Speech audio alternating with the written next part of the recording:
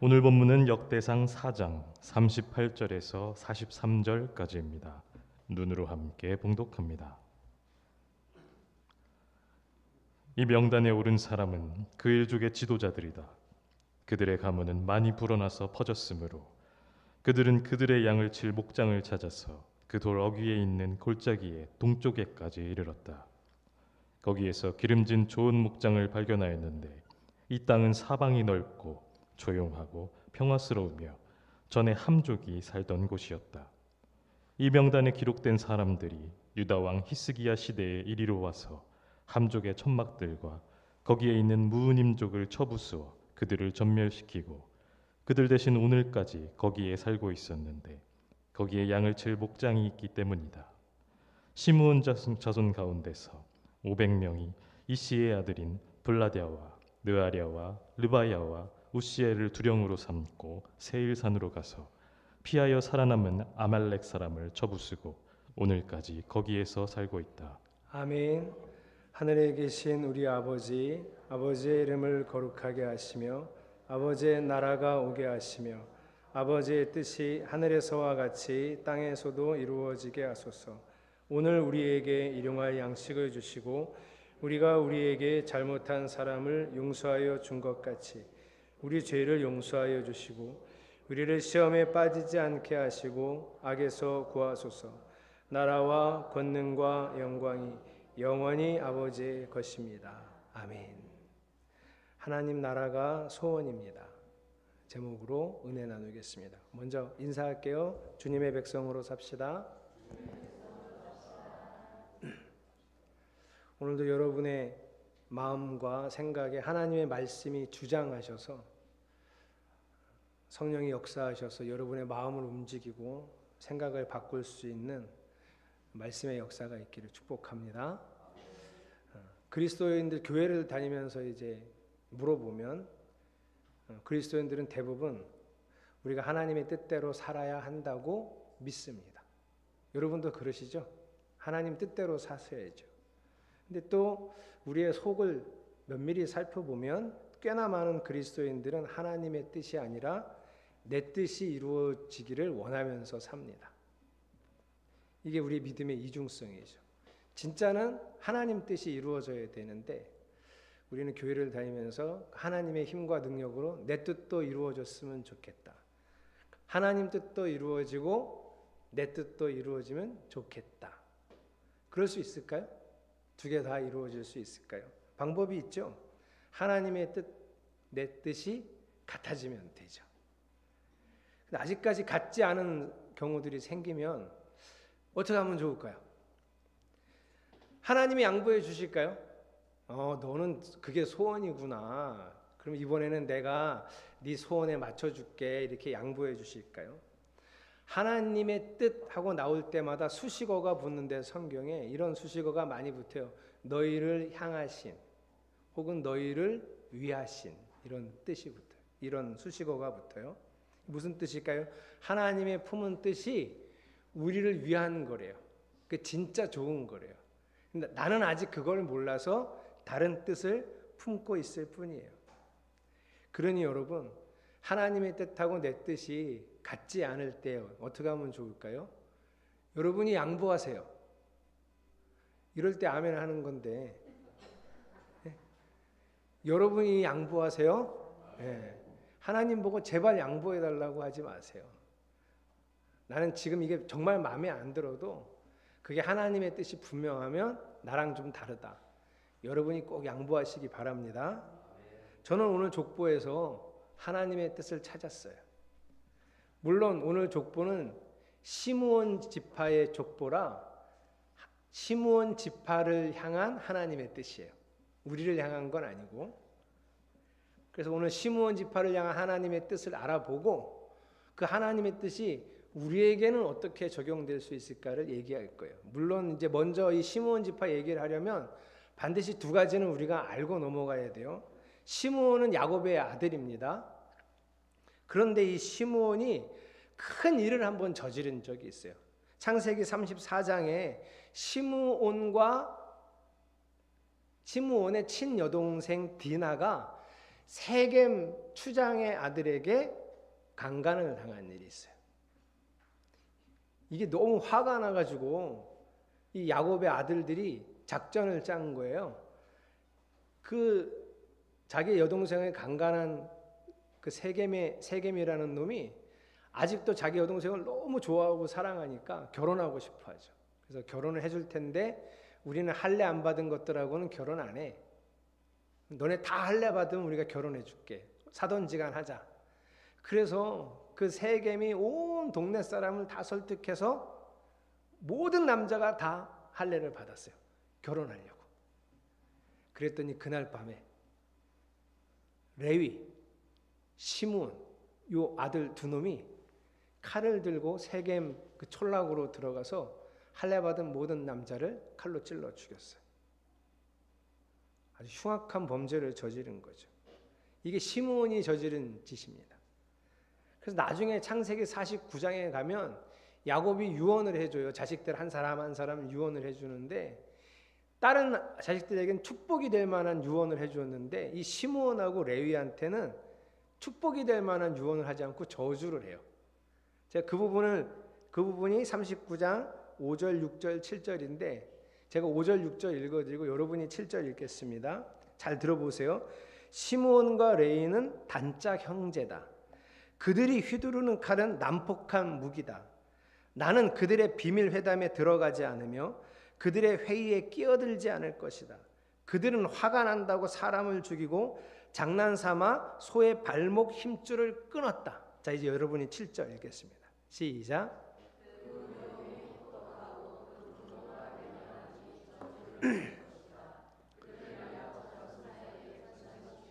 이스라엘 백성 사이에 흩어버릴 것이다. 이게 하나님이 야곱을 통해 레위하고 시므온에게 내린 일종의 약속이죠. 약속이 좀 저주죠. 야곱 사이에 이스라엘 사이에 분산시키고 이스라엘 백성 사이에 흩어버릴 것. 너네는 모여 살지 못하게 할 거야. 얘네 모이면 뭐 할까 봐? 또 사고 칠 거야. 얘네 모이면 사고 치는 사람들 있잖아요. 레위와 시므온이 그렇다는 거죠. 여러분이 잘 아시는 것처럼 레위 지파는 그래서 어떻게 살았죠? 각 지파가 분배받은 땅에서 성읍을 몇 개씩 이렇게 할당 받아갖고 다 흩어져 삽니다. 이 말씀 그대로. 시므온은 기억이 잘 안 나시지 않아요? 아니 그러면 시므온은 땅을 분배받을 때 분배는 받았나요? 우리가 여호수아 읽은 지 그리 오래되지 않았는데 이런 표정으로 자꾸 저를 보시면 시므온 어느 땅을 분배받았는지 한번 확인해 보겠습니다. 왼쪽에 있는 지도 저 아래에 잘 글자가 안 보일 수 있는데요. 여기가 유다 지파의 땅이고 그 가운데 동그랗게 저 황토색이 시므온 지파의 땅입니다. 분배 받았네요. 그렇죠? 근데 레위는 흩어져 살았는데 그러면 시므온은 흩어져 살지 않았나? 여러분 이렇게 레위 지파에 둘러싸여 있다 보니까 시간이 지나가면서 저 지도처럼 그냥 여기가 거의 대부분 유다 지파 땅이 되고 시므온은 이렇게 표현합니다. 유다 지파에 편입되었다. 그냥 살다 보니 우리가 시므온이요 유다요 그냥 뭐 어차피 다 같이 있는데 큰 지파를 따라갑시다. 우리 유다 합시다. 이래서 유다 지파에 편입이 되었다. 하나님 말씀대로. 이게 시므온의 족보의 내용이에요 원래. 그런데 오늘 시므온의 족보에는 특이한 두 이야기가 끼어들어가 있어요. 자, 시므온 지파는 어차피 유다 지파에 편입되어서 유다 지파 땅에 흩어져 살았는데 그 중에서 꼭 그런 건 아니다. 시사라고 하는 가문의 사람들은 그렇게 유다 지파에 편입되어 살지 않고 땅을 찾아가 땅을 차지하고 살았다는 이야기가 첫 번째 이야기예요. 39절, 40절. 제가 읽어드릴게요. 그들은 그들의 양을 칠 목장을 찾아서 그 돌 어귀에 있는 골짜기의 동쪽에까지 이르렀다. 거기에서 기름진 좋은 목장을 발견하였는데 이 땅은 사방이 넓고 조용하고 평화스러우며 전에 함족이 살던 곳이었다. 땅의 형태를 들어보니까 좋긴 좋죠. 양 키우기 좋죠. 사방이 넓고 조용하고 평화스럽잖아요. 좋은 땅이네요. 근데 이게 원래 누구 땅일까요? 함족이 살던 땅이고요. 39절에 그돌 어귀에 있는 골짜기 동쪽이면 에돔 족속의 땅입니다. 근데 아마 이때는 에돔이 좀 뒤로 물러가 있었는지 비어있는 땅이었는지 싸워서 이겼는지 몰랐었는데 41절을 읽어보면, 여기는 안 나올 거예요. 화면에는 41절을 읽어보면 싸워서 전멸시켜서 이 땅을 차지합니다. 그돌 어귀는 에돔 땅이라 그랬어요. 여러분, 시므온 지파가 이렇게 생각하면 살 수 있잖아요. 뭔 우리가 땅은 땅이야. 우리 뭐 어차피 저 유다 지파에 흩어져서 살 건데 우리가 무슨 땅이야. 땅은 그냥 살아. 이렇게 살아도 나쁘지 않아. 꼭 뭐 내 땅 가져야 뭐 좋냐. 이렇게 살아도 뭐 하나도 뭐 불편한 것도 없고 괜찮아. 그냥 이렇게 살아. 이렇게 살라고 하는 것이 하나님의 뜻이 아니라 오늘 이 본문에는 시므온 지파를 향한 하나님의 뜻이 자포자기하지 않기를 바라셨다는 거예요. 다른 지파처럼 땅도 원래는 주셨고 가서 차지하기를 바라시는 거죠. 자, 또 한 가지 특이한 이야기가 또 기록되어 있습니다. 42절, 43절. 시므온 자손 가운데 500명이, 자, 500명이에요. 4명을 이렇게 대장으로 삼았어요. 이름은 블라데아, 느아랴, 르바야, 우시엘. 이 사람들을 4명을 대장으로 삼고 500명이 이 대장들을 따라서 어딜 갔느냐? 세일산. 여기도 에돔 땅입니다.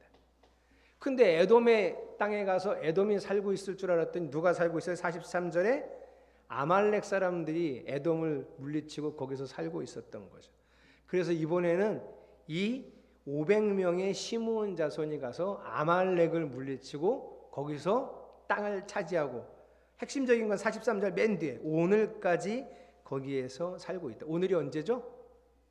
2024년 11월 17일. 고개를 왜 끄덕거려요? 지금 이게 그 날이 아니지. 그때 이거 역대기 쓴 날이지. 오늘이 아니죠. 역대기 쓴 날이요.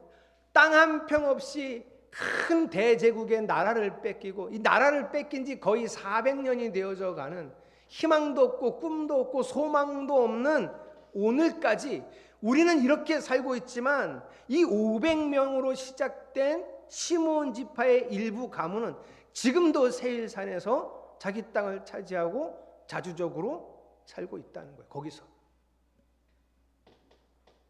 이게 오늘 시므온 지파를 향한 하나님의 뜻이에요. 그리고 이 당시 역대기서를 읽고 이 족보를 읽으면서 족보가 뭔 소리야, 뭘 알 수 없는 소리가 적혀 있어.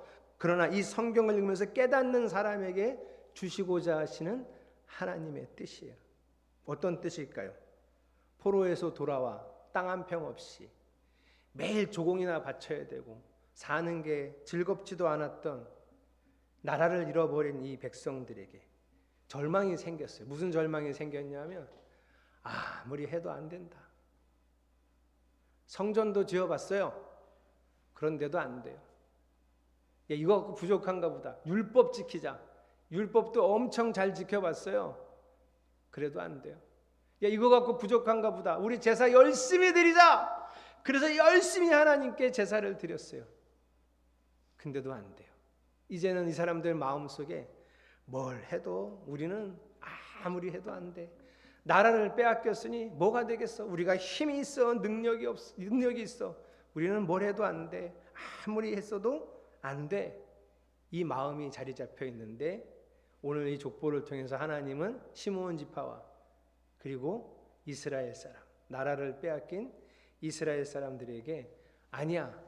너희가 할 수 있는 걸 해. 그러면 내가 함께 하마. 이 말씀을 주시고자 하는 거예요. 자, 이게 오늘 본문의 주제입니다.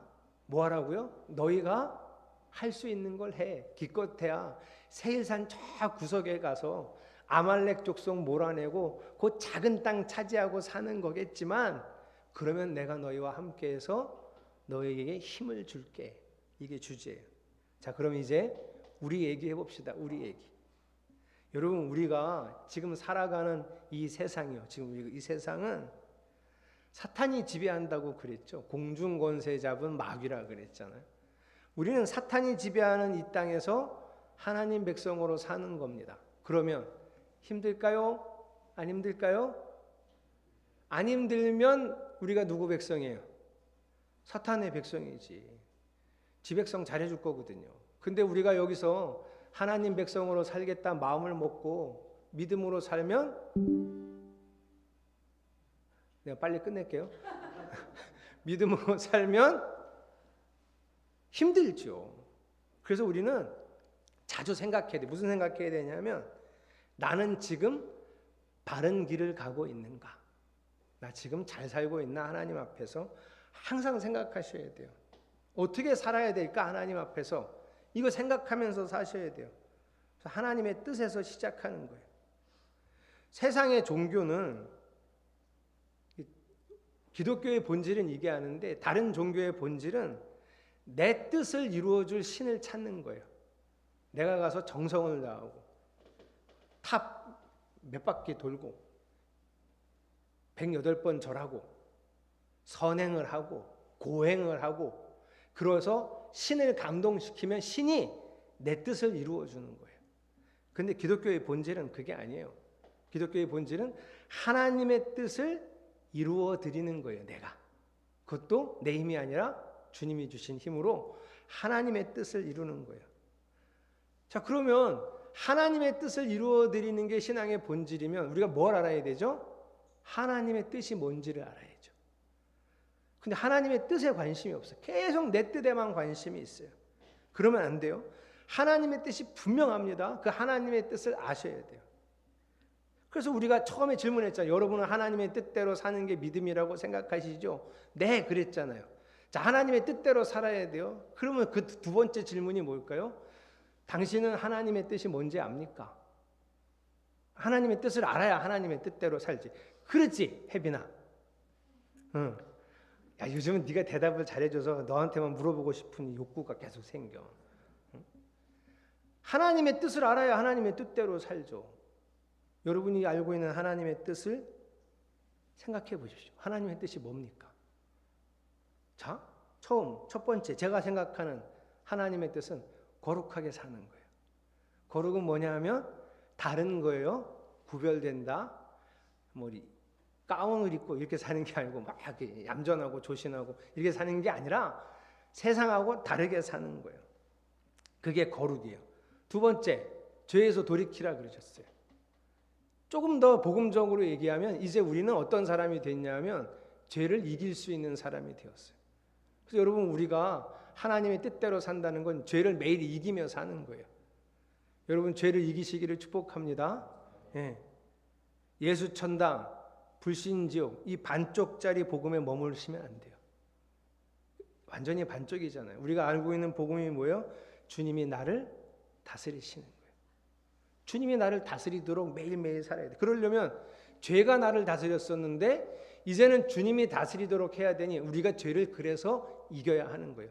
옛날에는 못 이겼는데 예수님 이후로는 이제 이길 수 있는 사람이 되었어요. 또 아주 중요한, 성경에 아주 명시되어 있는 하나님의 뜻이 있습니다. 데살로니가전서 5장 16절, 17절, 18절 같이 읽어볼까요? 시작. 항상 기뻐하십시오.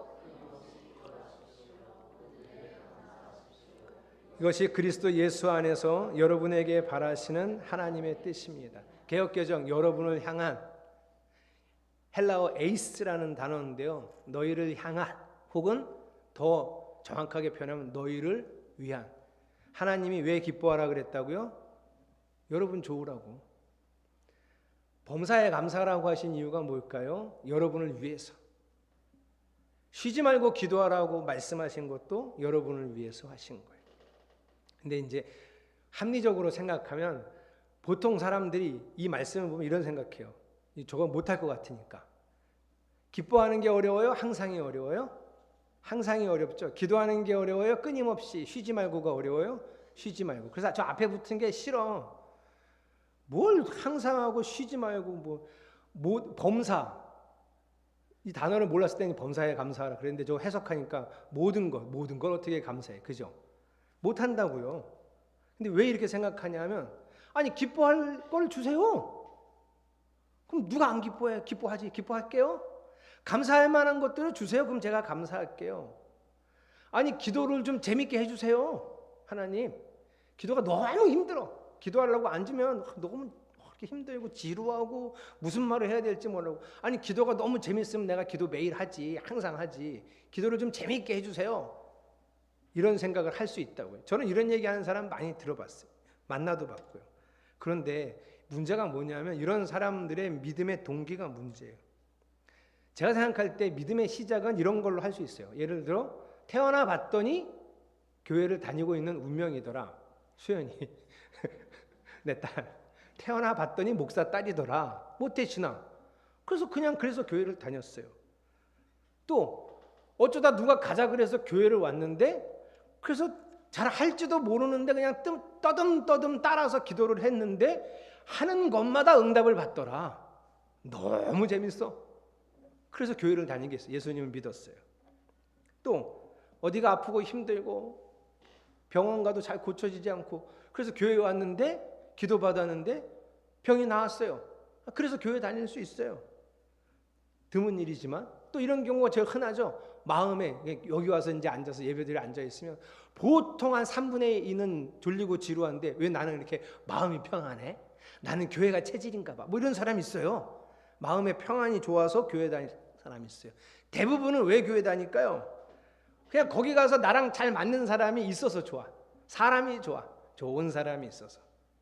자, 여러분, 이건 이렇게 믿음을 시작하는 건 가능해요. 있을 수 있어요. 대부분 그렇게 시작해요. 그런데 이걸로 계속 신앙생활하는 건 안 돼요.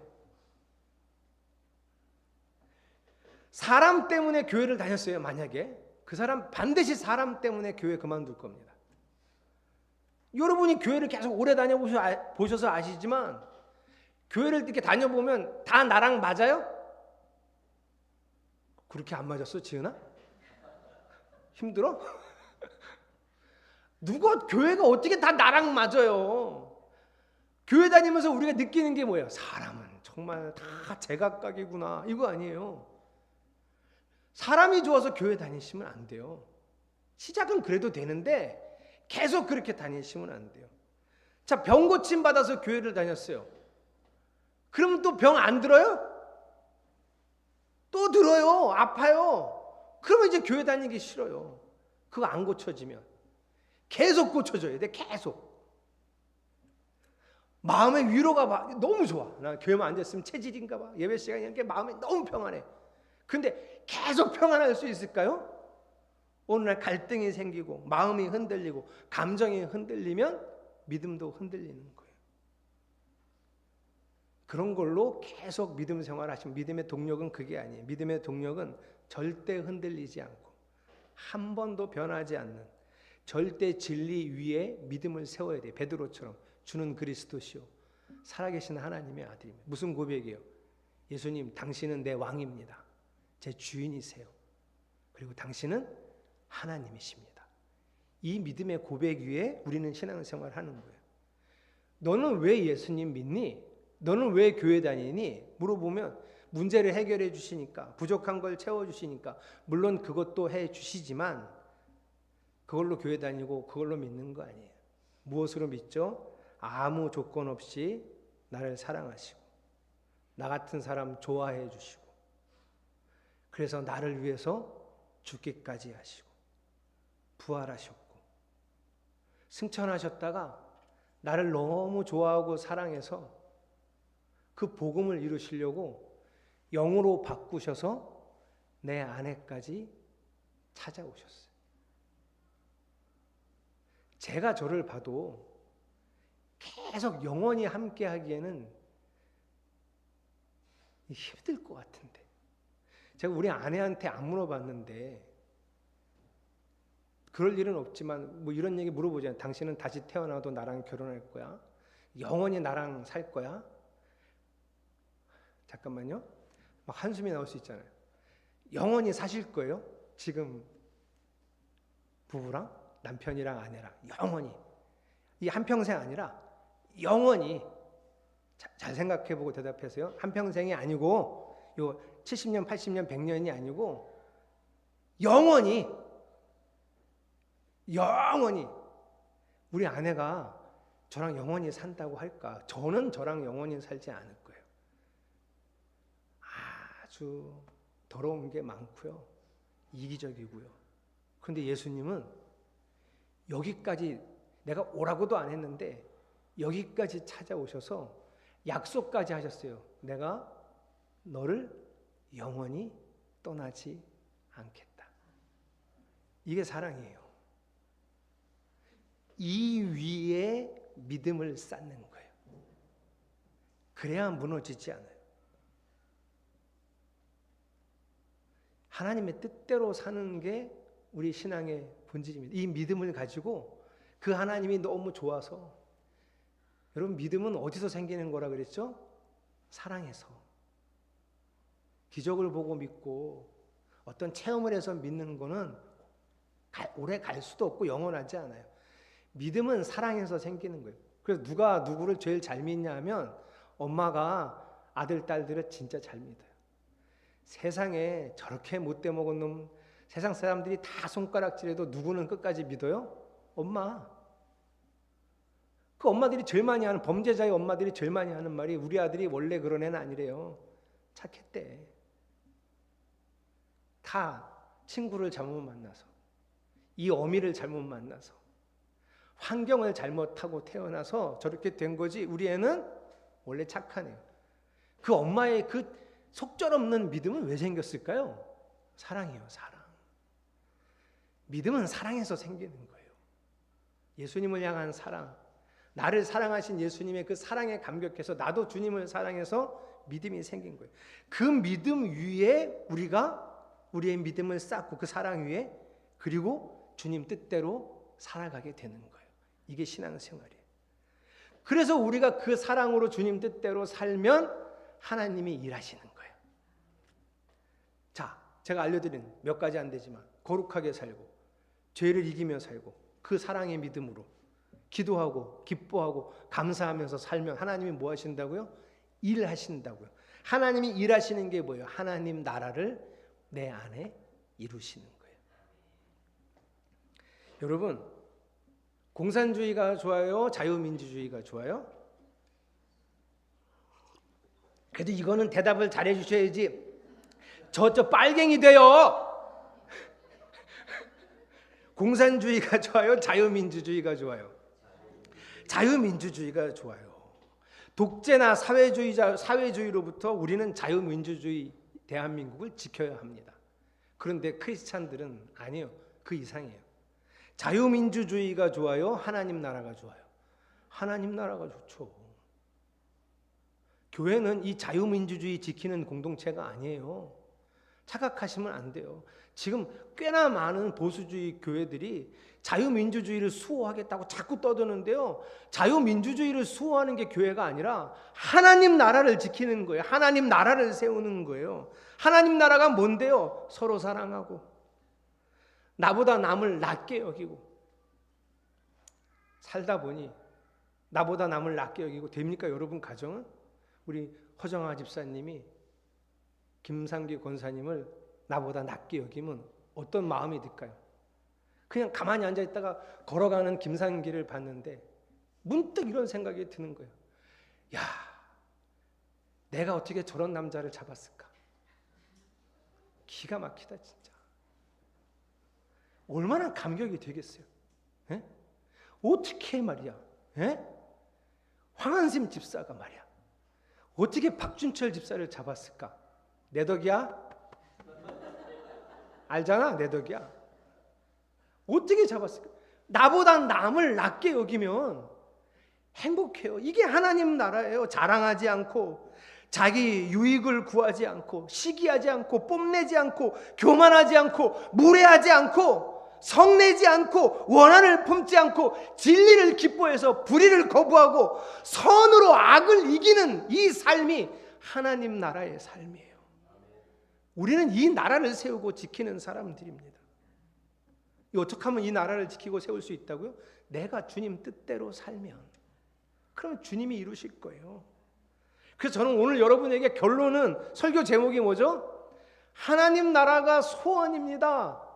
정말 여러분 모두 한 사람 한 사람이 저는 하나님 나라가 소원입니다, 이게 진실한 고백이었으면 하는 게 오늘 설교의 결론이에요. 저는 정말 그게 소원이에요. 우리 집 애들이 알아요. 아빠는 하나님 나라가 소원인 거예요. 꿈에도 소원은 하나님 나라. 내가 사는 이유 하나님 나라를 이루려고. 우리 가정에. 그래서 여러분 뭐가 보여야 되냐면 그냥 내가 살아가는 모습을 보고 내 아내가 야 저렇게 사랑하는 걸 보니 사랑할 수 없는 환경이고 지금 상황인데 저렇게 사랑하는 걸 보니 저 사람 소원은 하나님 나라가 맞구나. 하나님 나라가 뭐예요? 주님만 날 다스리는 것. 저 사람 소원은 주님만 자기를 다스리게 하는 게 소원이구나. 이게 보여져야지. 저는 여러분이 이게 보여지는 일상을 살기를 축복합니다. 우리가 알잖아요. 이게 지금 화가 엄청 나는 일인데 엄청 화가 나는 일인데 아니 우리 아내가 화를 안 내. 아주 차분하게 잠시 앉아서 눈을 감고 기도하더니 다른 반응을 보이는 거예요. 그럼 남편이 뭘 알까요? 우리 아내는 하나님 나라가 소원인 사람이 맞구나. 야 여기서 화도 안 내고 여기서 저렇게 감정을 컨트롤하고 다시 온화한 마음으로 조용히 얘기해서 이 어려움들을 이겨나가는 걸 보니 우리 아내는 하나님 나라가 소원이 맞구나. 죄를 이기고 다스리는 걸 보니 너는 하나님 나라가 소원이구나. 저는 이게 보여지는 사람들이 되기를 원합니다. 오늘 여러분이라고 부른 찬양은 일상이라는 찬양이에요. 나의 일상을 통해 하나님께 영광을, 나의 일상을 통해 생명의 복음을, 내게 맡기신 나를 부르신 곳에 하나님 나라가 이루어지기를 원합니다. 여러분 이 가사의 고백이 여러분의 소원이 되기를 바랍니다. 예. 여러분 이 찬양 부를 때 생각해 보세요. 이 찬양 부를 때 여러분 그 여자분들 자매들 되게 지겨워하는 거 있잖아요. 아침에 눈 떴는데 뭘 먹나, 아휴 왜 새끼를 먹을까 이럴 때 나를 보내사 서게 하신 바로 그 자리, 거기가 가장 귀한, 내게 주신 곳이 이렇게 광야와 같아도 믿음과 이 소망, 내 소원, 하나님 나라를 이루겠다는 소원을 가지고 하나님 내가 최선을 다해 살겠습니다. 이 작은 것, 별거 아니지만 이 작은 삶을 주께 드릴 때 주님이 내게 맡기신 가장 귀한 이 가정, 우리 집, 우리 교회, 내가 살아가는 일터, 여기서 주님의 뜻을 이루며 살겠습니다. 주님이 이 작은 삶을 통해 하나님 나라를 이 땅에, 이 가정에, 우리 교회에 이루어 주십시오. 여러분 가정이 천국 되기를 축복합니다. 여러분 그 마음, 결단을 가지고 우리 함께 찬양하겠습니다.